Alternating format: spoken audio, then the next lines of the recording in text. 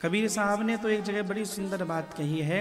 कबीर साहब कहते हैं कि कभी चींटी भगवान के प्रेम में डूब जाए और प्रेम में डूबकर चींटी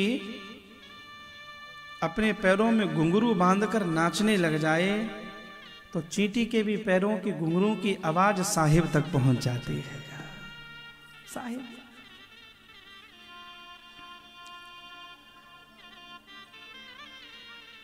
एक कुशल संगीतकार होता है। कभी कभी कुशल संगीतकार को देखना, वह शुरुआत में संगीत की साधना करेगा तो सा लगाएगा, तो फिर हारमोनियम पे हाथ रखेगा, सा लगाएगा, फिर सा के सहारे से अगले सा की यात्रा करेगा।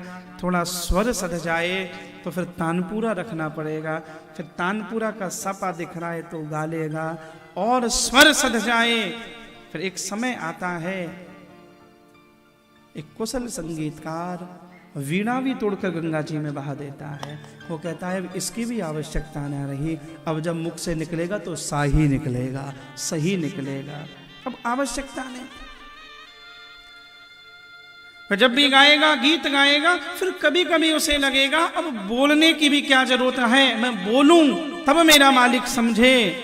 उसे लगता है अब शब्द भी बाधक बन रहे हैं, अब चित्त मौन रहना चाहता है। भगवान महावीर, भगवान बुद्ध 12-14 वर्षों तक चुप रहे हैं, मौन रहे हैं। भक्त प्रत्येक क्षण पर भगवान में ही स्थित होता है। वृंदावन की गोपिकाओं को जब नारद जी आए और नारद जी ने एक गोपी को कहा कि आंख बंद करो, तो गोपी ने कहा क्यों, तो नारद जी ने कहा कि उसको याद करो, आंख बंद करो। गोपी ने कहा याद तो जब करूं जो भूली हूं उसे, मैं तो भूल ही नहीं पाई उसे आज तक। माई मेरे श्याम लग्यो संग डोले, प्रत्येक क्षण वो मेरे संग है। भक्त का तो चलना उठना बैठना इतना मंत्रवत प्रेमवत हो जाता है, भक्त की प्रत्येक क्रिया ही सत्कर्म बन जाती है। स्वकर्मणा तमभ्यर्चो सिद्धिं विन्दते मानवान्।